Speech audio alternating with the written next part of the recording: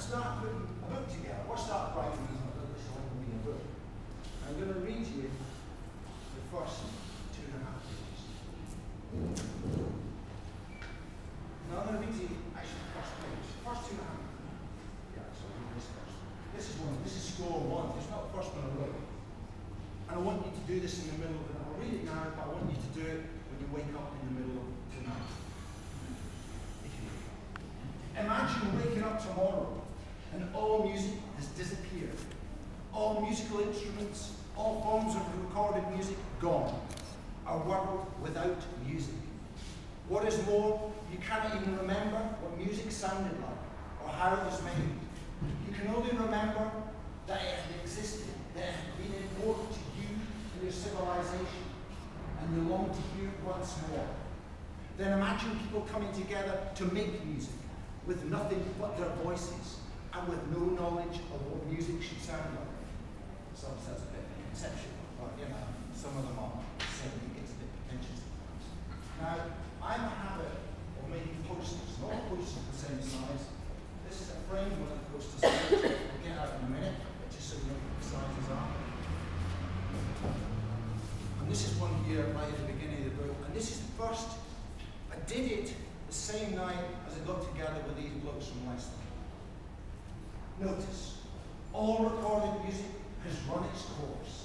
It has all been consumed, traded, downloaded, understood, heard before, sampled, learned, revived, judged, and found wanting. Dispense with all previous forms of music and music making and start again. Year 0 now. The 17 is a choir. Their music has no history, follows no traditions, recognizes no contemporaries. The 17 has many voices. They use no libretto, lyrics, or words, no time signatures, rhythm, or beats, and have no knowledge of melody, counterpoint, or harmony. The 17 struggle with the dark and respond to the light. And yet again, I know it's potential, but I don't fucking care. The day after I wrote that, I thought, oh my fucking bollocks. But I still stick with it. Okay? The first 2.5 pages, which is actually 5, is the first chapter. Sure, too long. Book coming on, 9th of March 2006. I can feel a book coming on. You know, like when you get the first inclinations, you might need a shit. I had my suspicions that this book coming on might be happening. Because this morning, before I set out on this long day's drive, zigzagging up the land, I went into W.H. Smith's to buy a couple of black and red lined A4 notebooks and a 6-pack of pencils. The book will be about a choir that has existed inside my head for almost a score of years. About how the voices of this choir torment and inflame my imagination. How they provide my internal soundscapes with some of the most beautiful and terrifying music I have ever heard. And how over these past few months I've been dragging this choir out of my head and into some sort of shared reality.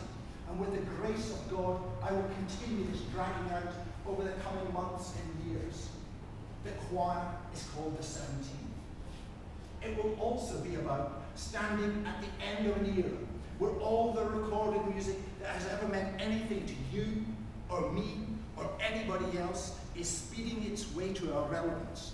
The whole canon of recorded music that has been stockpiled over these past 110 years is going rotten, rapidly losing any meaning of anything except historians and those who want to exploit our weakness or nostalgia.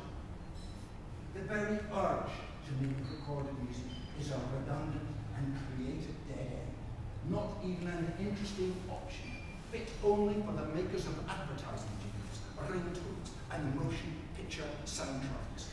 The sheer availability and ubiquity of recorded music will inspire forward-looking music makers to explore different ways of creating music, away from something that can be captured on a CD, downloaded from the internet, consumed on an MP3 player. And the very making of recorded music will see an entirely two-dimensional 20th century aspiration to the creative music makers of the next few decades.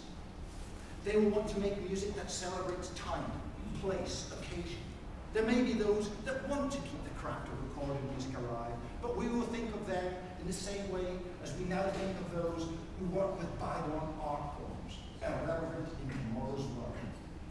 I can't wait to hear the music that is being made in 100 years from now. These notions keep me awake at night with excitement.